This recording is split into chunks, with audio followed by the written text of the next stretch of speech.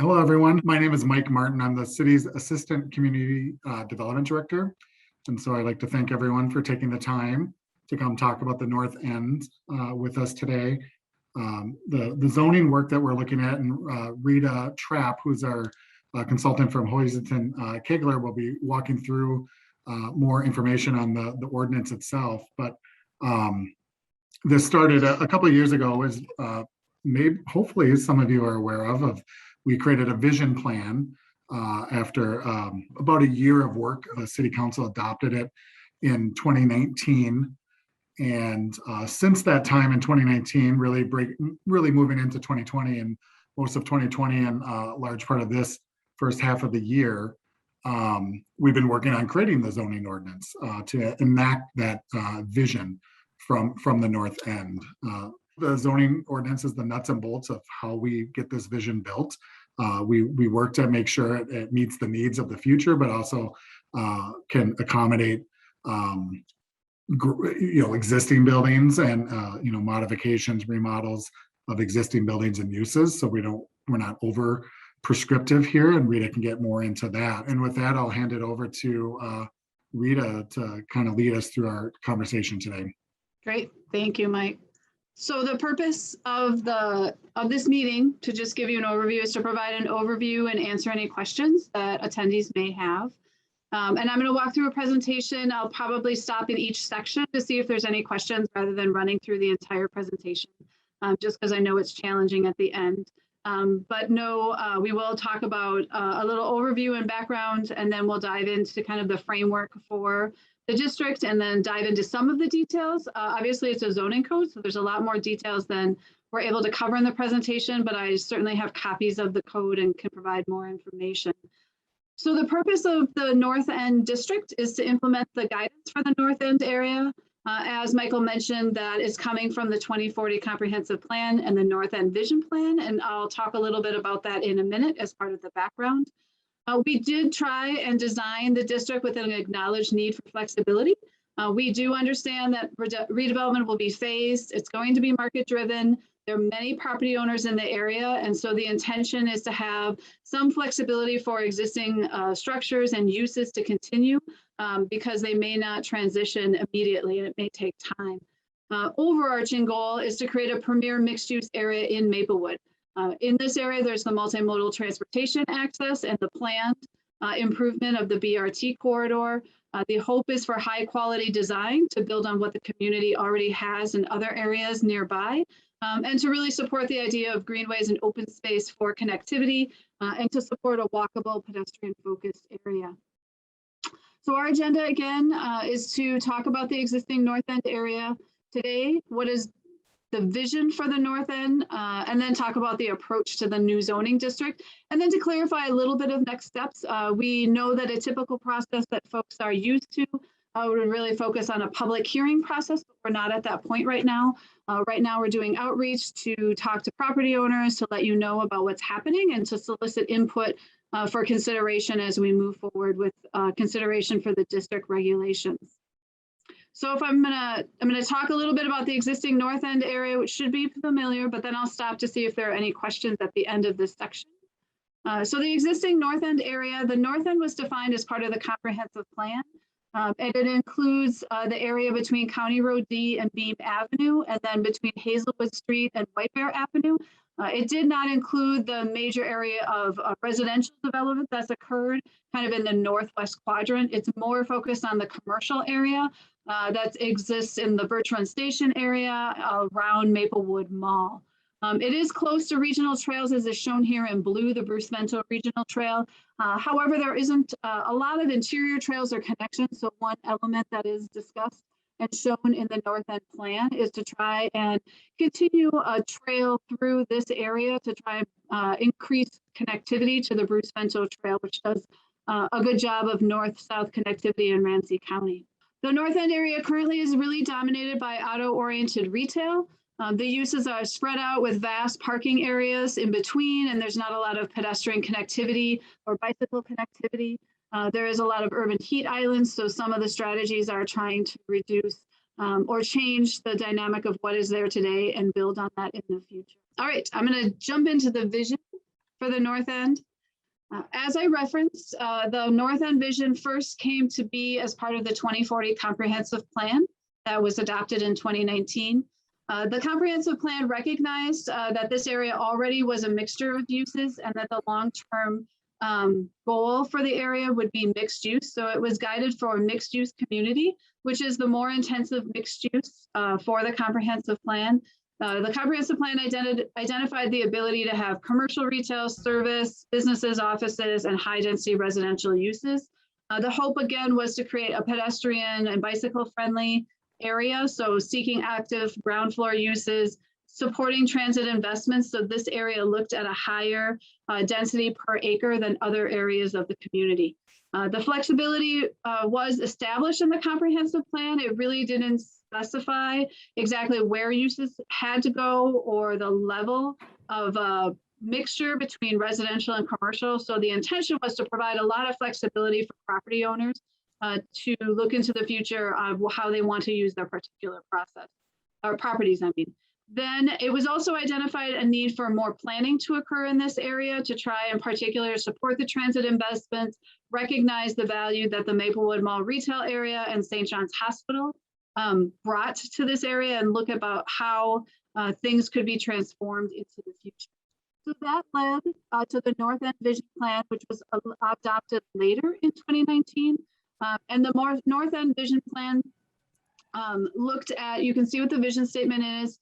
It's identified this area as a local and regional economic activity center and really talks about the diverse mix of land uses and that people can come for goods and services, wellness, work, recreation, socialization, learning, and living. So it's implementing the guidance from the 2040 comprehensive plan. The North End Vision Plan was a plan, so it didn't specifically identify the regulatory elements that would make the plan become a reality, which is what we're focused on today. The long-term plan, which is what is shown as a graphic here, shows a possible full development of the North End area. However, it doesn't specifically say that the uses have to be located in the areas that are shown. So this is an example of what could happen.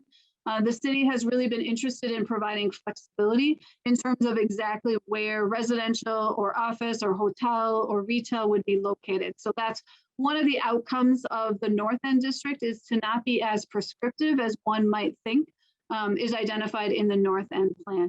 The design guidelines really focused on helping achieve this long-term plan by identifying street design, building design, and open space design. And the North End Vision Plan was really the foundation that we used in the development of the actual North End district. And that's why, and I'll talk about it in a minute, we have actual regulations and guidelines. And we took those elements that seem to be most important to the city to try and guide how development would reoccur or occur in this area.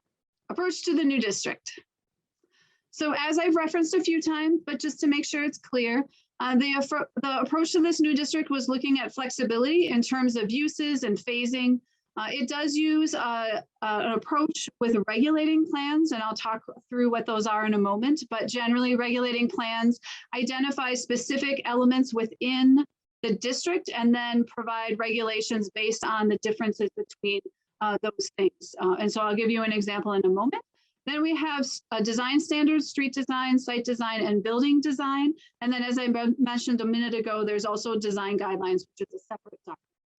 So in terms of flexibility, a variety of uses are permitted. The district does not specifically say where these uses may be. It just says these are all the types of uses that are allowed. And if you actually go into the district, there's a long list of uses, but generally we're looking at townhouses or row houses, apartments, or mixed use buildings with residential over other uses, institutional or civic uses, and then commercial uses, retail, services, offices, hotel.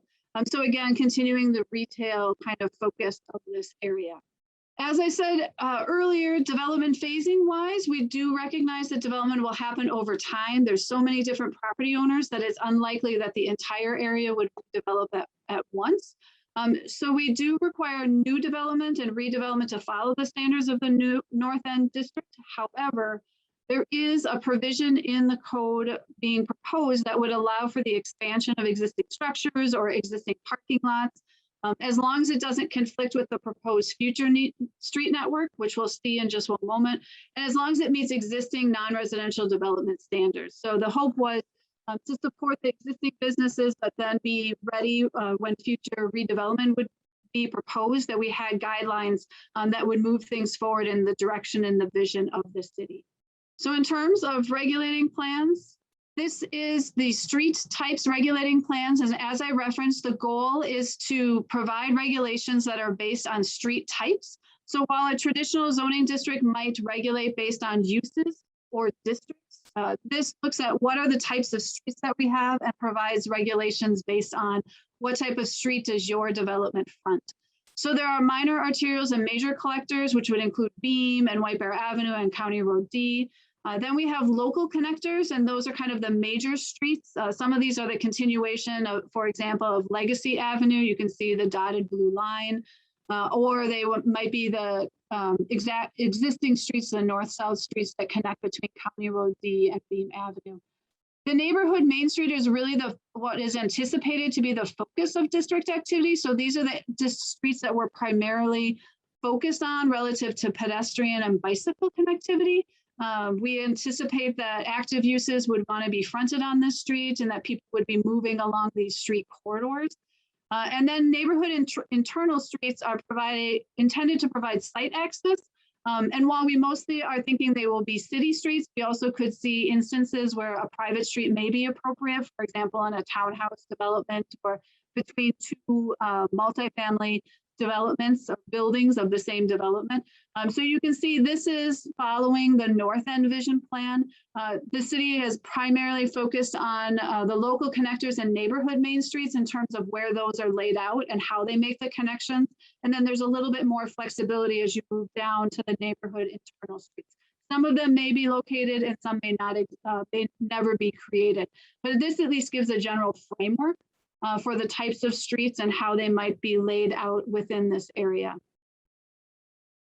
And then the framework also includes an open space network and types regulating plan. And this, as I mentioned, is to try and do a better connection between or within the area. There are some park areas east of White Bear Avenue, and obviously there is the Bruce Ventral Trail on the west, and there is also the green and park space within Legacy Avenue or the Legacy Village area. So this follows the vision plan in identifying a greenway corridor of some type moving through the district, as well as some neighborhood park locations and some pocket park locations. The neighborhood park is intended to kind of be in these three general areas. The pocket parks may move, but these are kind of the general sense of where they would be located. And again, guidelines are developed, or regulations are developed specifically related to these three types of parks. Any questions before I move into design standards? Here's one. Are we seeing a demand for a hotel? And that's from Danielle, and I can touch on that. We know that a lot of users in the neighborhood have a desire for a hotel. We know as a city that's a priority, that we would like a use for a hotel. Market studies have shown generally that when we were doing the vision study, the vision plan development, that a hotel could be supported. You know, our market study wasn't done specifically just on the use of hotels, but we do believe that there is a demand and a market, and more importantly, support for a hotel in this district. Move forward through the design standards, and we'll take a pause again. So as I referenced, the different design standards, some of them are based on the street types. So the street design standards, this is just an example. The graphic is of a boulevard zone. And so the idea of trying to create a comfortable place for bikers and walkers, and then even as you can see, where it's appropriate next to retail, you might have an active front yard area, or you might have an active area for the multifamily residential for where people feel like they can be sitting in an area. And so we have tried to identify the relationship between the public and the private space. And that's part of the street design standards. And each street has different types of right-of-way widths that are recommended in street design standards. And then relative to building placement, we have identified specific standards, what we're calling a build to zone. And the idea of rather having a specific setback that every building needs to be at 10 feet, 15 feet as a minimum, we give a range that identifies that the building needs to be, for example, 5 to 15 feet from the property line. And that allows some flexibility with where a building is placed, but keeps everything about the same, which really provides a comfort level. The buildings in this district will generally be located closer to the street with parking behind or to the side. Again, the idea of people are much more comfortable, much more engaged with buildings when they are located closer to the street. And there is a table within the actual standards that lays out the differences between the types of street. So the neighborhood street frontage, for example, will have buildings closer to the street. There is recognition along Beam and White Bear, which are those higher order streets, that setbacks will need to look a little bit different because that isn't really a street where there's as much pedestrian activity. So we have made some differences between the streets. Again, building placement standards, we also have a minimum side yard of 5 feet and a minimum yard of rear yard of 5 feet. So that's fairly straightforward. We do also have included in this district a minimum amount of street frontage. So that's trying to ensure that a minimum amount of the actual building is located closer to the street. So we recognize that you need to have driveways, sometimes you need alleys, sometimes you need loading areas. Not every part of the building can 100% be adjacent to the street, but we have it adjusted based on the street type. So the streets where we want more pedestrian activity, we're going to have a higher percentage of the building that needs to be towards the street. Those that are kind of located in other zones, maybe we have that percentage reduced. We also have a recognition for corner lots that we look at the type of street, and one of the streets will be the primary street frontage, and that one will be required to have the higher amount of building towards the street, and then we reduce that amount down as there are other street types. So we're trying to make adjustments as we need to support redevelopment, but still create the pedestrian-friendly environment that we're looking for. Off-street parking and loading, I referenced the fact that we're looking at having side and rear parking areas. So there are a required number of parking spaces, a min and a max.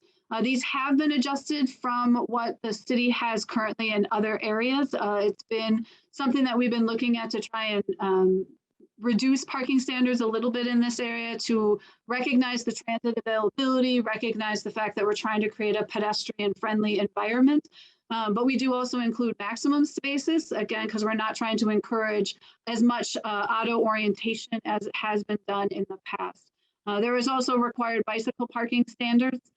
There is screening standards, and those screening standards really are referenced to try and produce that kind of environment that we're looking for. And those screening standards are primarily focused on those rear parking areas and how they interact with the street. Building design standards, this graphic tries to identify the different types of building design standards that are included. I won't walk through each one of them. We can dive into the code if there's a specific question, but there are, for example, minimum and maximum building height requirements. Again, we're trying to be a more dense area, and so we don't necessarily want to have a sea of one-story buildings. We're trying to encourage efficient use of the land, and so we have min and max building height.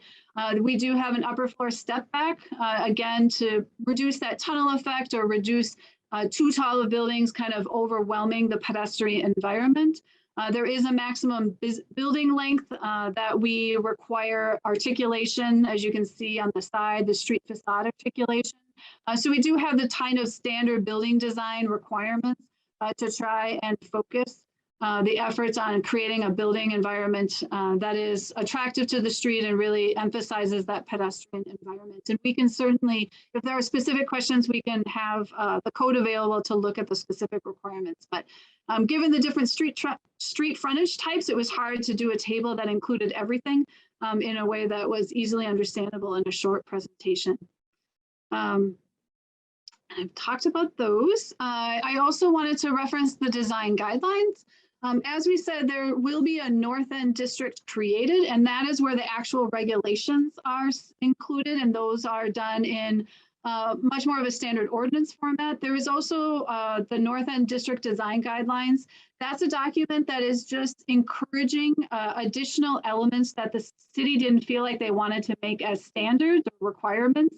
But developers and property owners are encouraged to use it because the staff will be using that to describe or to reference for the Planning Commission, the City Council, about where those guidelines were incorporated. It also has some graphics that are nice to kind of illustrate the types of building or the types of development that the city wants.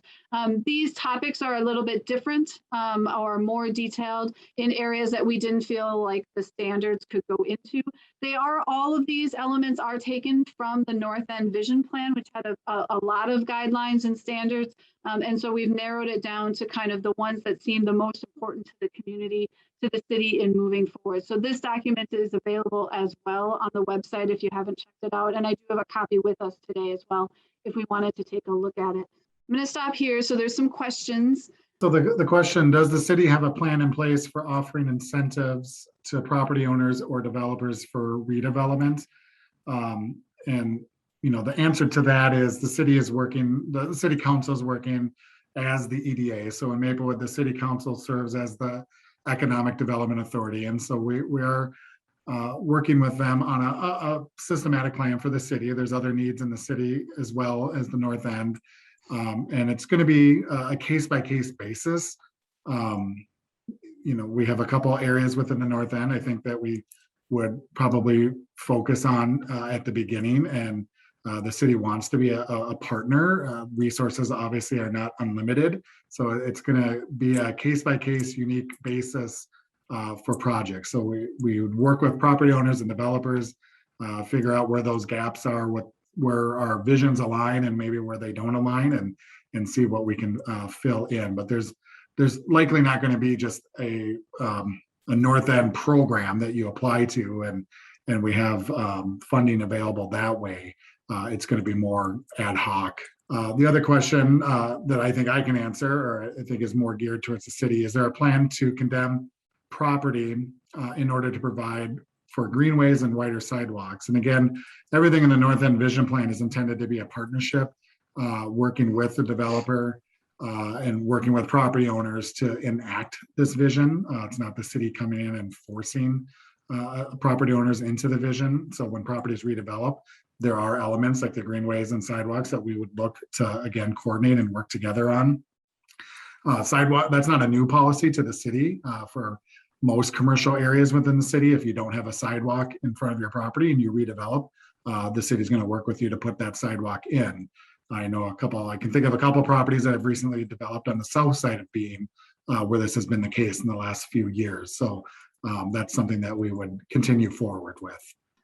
Relative to the last question of minimum and maximum heights and floors, in front of you, based on the street type, is the idea of the minimum building height of 2 stories for most of the areas, and then a maximum building height of 6 to 8 stories, depending upon where it's located. Most of the development, if you remember from the graphic, is going to be in the neighborhood Main Street, neighborhood internal street area. The minor arterial major collector is County Road D, Beam, those requirements. And then you can also see the step back. The step back is required above 4 stories on the local connector and the minor arterial major collector, and then 3 stories neighborhood Main Street. And then I think there was a question about, unfortunately, I don't know if I understand completely, what kind of redevelopment thresholds are you considering with respect to existing buildings? Is it the question, I assume, of how much can happen before redevelopment is required? I think that's what the question may be getting at. And I think the idea is if it can meet standards, for expansion, that it can happen. But if it's true redevelopment, then it is moved into these new standards. What we're saying is for existing buildings to be able to expand on your existing property, as long as you can meet the existing conditions today. So all these properties are zoned business commercial. And if you can do that in such a way, and again, it's not like a tear down and completely refresh of the site. We're talking about additions onto building. And as long as you can still meet, again, the business commercial zoning standards, then you're going to be fine. But as soon as you tip over to it's a redevelopment of the site, again, whether it's a new building or you can't meet the business commercial standards anyway, then we would be looking to apply this new ordinance. And then the last question from Peter, the city is not intending to be limiting new tenant build outs or directing specifically what happens on the property. It's more about trying to provide guidance when redevelopment is ready to occur. And so there isn't something that is in this regulation that specifies what can happen. If you have a casualty like a fire and you want to rebuild, you need to develop in accordance with the ordinance. Typically, you can rebuild if there's been a fire, but we probably need to add some more clarity in the ordinance about that specifically. Michael and Elizabeth, if you have specific knowledge of exactly how you would handle that, feel free. I think it would probably be a good idea to reference our non-conforming ordinance code in this new section of the code as well, unless there's something else that we feel would be more appropriate. But meaning legal non-conforming uses that were established prior to this this code that we're proposing would be able to rebuild if it was a casualty such as fire. Is the mall going to be torn down? No, probably, and definitely not from the anything to do with the city. So, a large part of why this plan, the ultimate vision plan, was developed and now the ordinance is being enacted is to work with the mall and help the mall succeed and stay vital to the neighborhood. So I would expect the mall and other parts of this district to change over time, but it's our every intention and expectation that there will continue to be a Maplewood Mall for a very long time. Please continue to ask questions. Just for everybody's time, I'm just going to talk about kind of where we are in the process and next steps, and then we are happy to continue the conversation, or I'm happy to bring up the actual code similar to what we've done. So we are in the process right now of answering questions based on the letters that were sent out to have this meeting, and then there's also an in-person meeting that will mirror today's meeting at the end of the month. Once everybody is comfortable, there will actually be a formal public hearing notice to consider the establishment of the new district. So we wanted to make sure that you were aware that you will likely get another notice about this. We wanted to do the informal to make sure that we had addressed people's concern. The conversation today is really helpful for us to go back and look and make sure that we've adequately answered the questions that are going to be coming up and that we know how we're going to handle what may be coming forward. So at some point, there'll be a formal public hearing notice, and then there'll be a public hearing held at the Planning Commission, and then consideration for approval by the City Council. At this point, the hope is to identify this over the next few months. And so this is a process that will be continuing. As I said, we have the meeting at the end of the month. We'll take all those consideration and then start working through the process with the Planning Commission and the City Council. So anticipate that the website will be continuing to update with new information. And then once there's an official formal public hearing, you will receive notice about that. But in the meantime, we're open to questions and clarifications, and we really appreciate having those conversations so that we make sure that we create a district that really can support existing businesses and then support redevelopment as it may come down into the future. The next question, I think, is who do you reach out to? Michael Martin, who introduced and has been answering, and Elizabeth as well, are both great people to reach out to. So if there's specific questions, these are your folks. If you haven't been to the city's website on this topic, I would believe it was listed in the information that was sent out. That has a form of this presentation that you can watch on YouTube or suggest other people watch. It also has the actual documents available for you to take a look at as well. This last question, are there developers who have expressed an interest in this area? Probably is better answered for you. There have been, there's not a specific project that's been proposed or that the city is reviewing at this time. Everyone on this call is probably well-versed on what properties might be out there, what might be up for lease or sale. And so we're aware of that too. And yeah, there's definitely interest in this neighborhood. It's still the benefit of this project is that we're working with a commercial district in a neighborhood that's that is vibrant. There is a vibrancy to it, and we're trying to build off that and continue it forward, so it stays strong. So there definitely is developer interest, and we hope with this new ordinance that again, developers will have even a clearer point of view of what the city intends to have in development moving forward. With that, that ends what we were intending to present, though we're happy to dive into any of those areas for you.